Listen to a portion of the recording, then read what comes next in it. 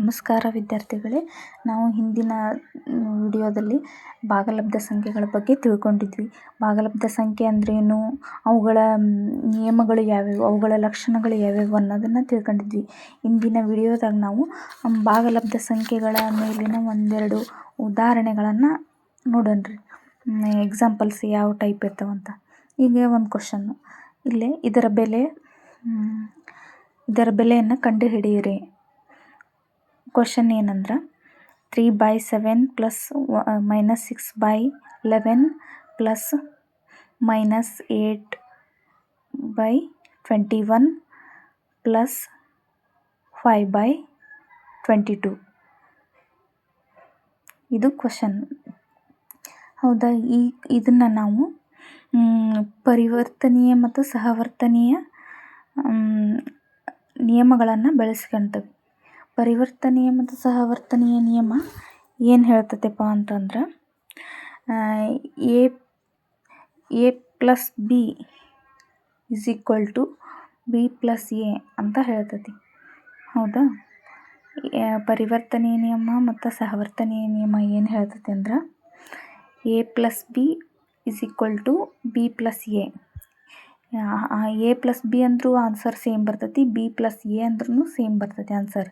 ಹಾಗಾಗಿ ಅದನ್ನು ಬಳಸ್ಕೊಂಡು ನಾವು ಇಲ್ಲಿ ಬರೆಯೋದಾದ್ರೆ 3/7 ಪ್ಲಸ್ -8/21 ಪ್ಲಸ್ -6/11 ಪ್ಲಸ್ 5/22 ಇದನ್ನು ಸಹವರ್ತನೀಯ ನಿಯಮ ಮತ್ತು ಪರಿವರ್ತನೀಯ ನಿಯಮಗಳನ್ನು ಬಳಸ್ಕೊಂಡು ಈ ಟೈಪ್ ಬರ್ಕೊಂಡ್ವಿ. ಇದನ್ನು ಈಗ ನಾವು LCM ತಗೋಬೇಕು. LCM 7 ಮತ್ತು 7 LCM ಏನಾಗತ್ತೆ 21 ಆಗತ್ತೆ. ಈಗ ಇಲ್ಲೇ 21 ಆಗ್ಬೇಕಂದ್ರೆ 7 3 21. ಹಾಗಾಗಿ 7ಗೆ ನಾವು 3 ಗುಣಾಕಾರ ಮಾಡಬೇಕು. ಅಂದರೆ ಈಗ 3 3 9 ಪ್ಲಸ್ -8/21 ಪ್ಲಸ್ ಇಲ್ಲೇ 11 ಮತ್ತು 22ರ LCM ಏನಾಕತಿ ಅಂದ್ರೆ 22.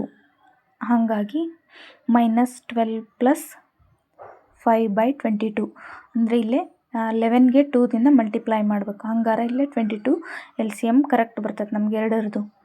21 ಮತ್ತು 7ರ ಲಸ 21 ಆಗುತ್ತೆ. 11 ಮತ್ತು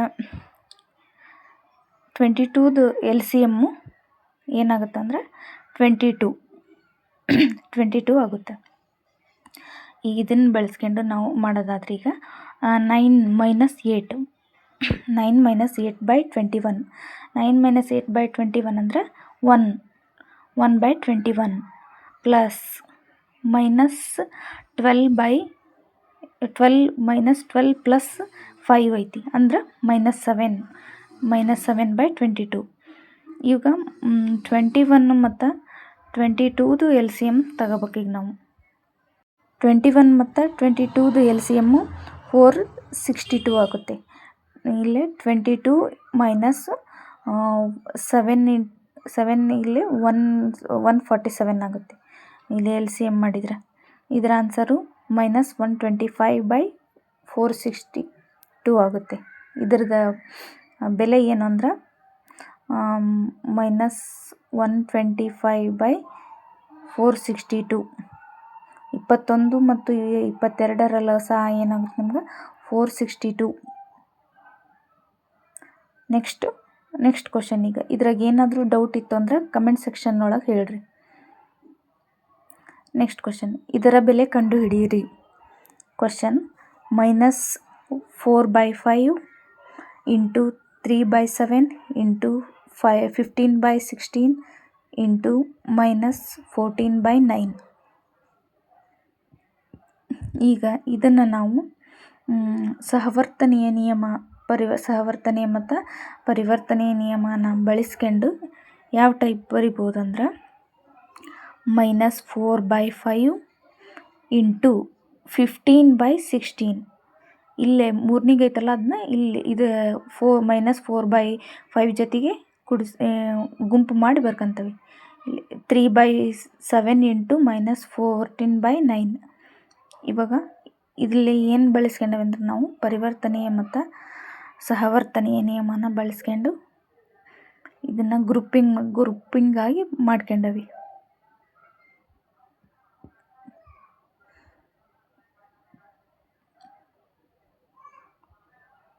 ಏನಾದರೂ ಡೌಟ್ ಇದ್ದರೆ ಕಮೆಂಟ್ ಸೆಕ್ಷನ್ ಒಳಗೆ ಹೇಳ್ರಿ. ಅರ್ಥ ಆಗ್ತದೋ ಇಲ್ಲೋ ಅಂತಲೂ ಹೇಳ್ರಿ. ಇಲ್ಲೇ ನಾವು ಈಗ ಡಿವೈಡ್ ಮಾಡಬೇಕು. 4 1 ಜಾ 4 4 ಜಾ 16. ಇಲ್ಲೇ 4 1 ಜಾ 4 4 ಜಾ 16, 5 1 ಜಾ 5 3 ಜಾ 15. ಇಲ್ಲೇ 3 1 ಜಾ 3, ಇಲ್ಲೇ 3 3 ಜಾ 9 ಆಗುತ್ತೆ. ಇವು 7 1 ಜಾ 7 2 ಜಾ, ಇಲ್ಲಿ 3/4 -2/3.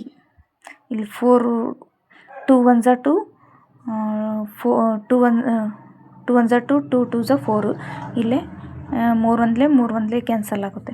ಇಲ್ಲೇ ಆನ್ಸರ್ ಏನು ಬರ್ತೈತೆ ಅಂದ್ರೆ 1/2 ಇದರ ಆನ್ಸರ್. ನೆಕ್ಸ್ಟ್ ಕ್ವಶನ್, ಇವ ಸಂಕ್ಷೇಪಿಸಿ. ಕ್ವಶನ್ 2/5 ಇಂಟು -3/7 -1/14 -3/7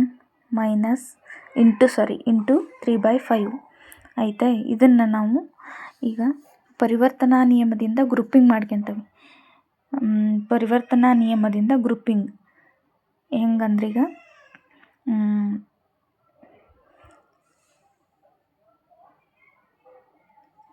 2/5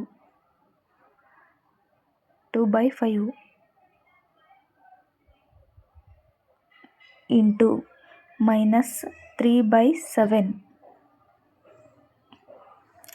ಮೈನಸ್ ಇಲ್ಲೇ 3 ಅಲ್ಲೈತಲ್ಲ ಅದನ್ನ ಈಗ ಇಲ್ಲಿ ಬರ್ಕೊಂತವೆ. 3/7 ಇಂಟು 3/5 -1/14.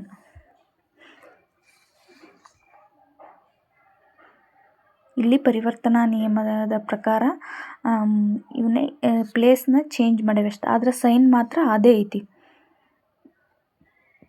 ಇಲ್ಲೇ ಈಗ ಇನ್ನು ವಿತರಣಾ ನಿಯಮದ ಮುಖಾಂತರ ಈಗ ನಾವು ಏನು ಮಾಡ್ತೇವೆ ಅಂದ್ರೆ ಗ್ರೂಪಿಂಗ್ ಮಾಡ್ಕೊತೀವಿ. 2/5 ಇಲ್ಲೇ 3/7 ಐತಲ್ಲ, ಹಾಗಾಗಿ ನಾವು ಇಲ್ಲೇ -3/7 ಬರ್ಕೊಂಡು ಇಲ್ಲೇ ಪ್ಲಸ್ -3/7. ಇಲ್ಲಿ minus into minus plus into minus ಆಕತಿ. ಹಾಗಾಗಿ ನಾವು ಇಲ್ಲೇ -3/5 -1/14. ಅಲ್ಲಿ 4 ಅಂತ ಬರುತ್ತೆ, 14 ಅದು. ಇಲ್ಲೇ ವಿತರಣಾ ನಿಯಮ ಏನು ಹೇಳ್ತದೆ ಅಂದ್ರೆ A into B plus C A B plus B C ಅಂತ ಹೇಳ್ತತಿ. ಹಾಗಾಗಿ A B plus A C. ಇಲ್ಲಿ ವಿತರಣಾ ನಿಯಮನ ಬಳಸ್ಕೊಂಡು ನಾವು ಏನಂತ ಬರಿಬೋದು ಅಂದ್ರೆ -3/7 ಇಂಟು ಇಲ್ಲಿ ಬಿ ಅನ್ನೋದು ಏನು 2/5 ಆಕತಿ, ಪ್ಲಸ್ 3/5 ಅನ್ನೋದು ಸಿ. ಇದನ್ನು ನಾವು ಈಗ ಎಕ್ಸ್ಪ್ಯಾಂಡ್ ಮಾಡಿ ಬರೆದ್ರೆ ಅದು ವಿತರಣಾ ನಿಯಮದ ಮುಖಾಂತರ ಮತ್ತು ಮೇಲಿದ್ದಿದ್ದು ಇಕ್ವೇಷನ್ನ ಬರ್ತೈತಿ.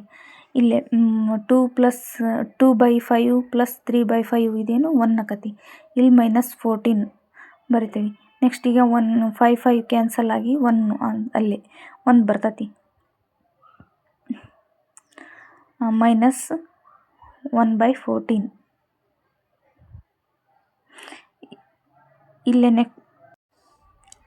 ನೆಕ್ಸ್ಟು -3/7 1/14 ಈಸ್ ಈಕ್ವಲ್ ಟು ಇಲ್ಲೇ LCM ತೆಗೆದ್ರೆ ಏನಾಗತ್ತೆ ನಮ್ಗೆ 14 ಬರ್ತೈತಿ ಇಂಟು 2. ಇಲ್ಲೇ 2ದಿಂದ ಮಲ್ಟಿಪ್ಲೈ ಮಾಡು 14 ಆಗುತ್ತಲ್ಲ, 2 7 ಜಾ 14. ಹಾಗಾಗಿ LCM 14 ಬರ್ತೈತಿ.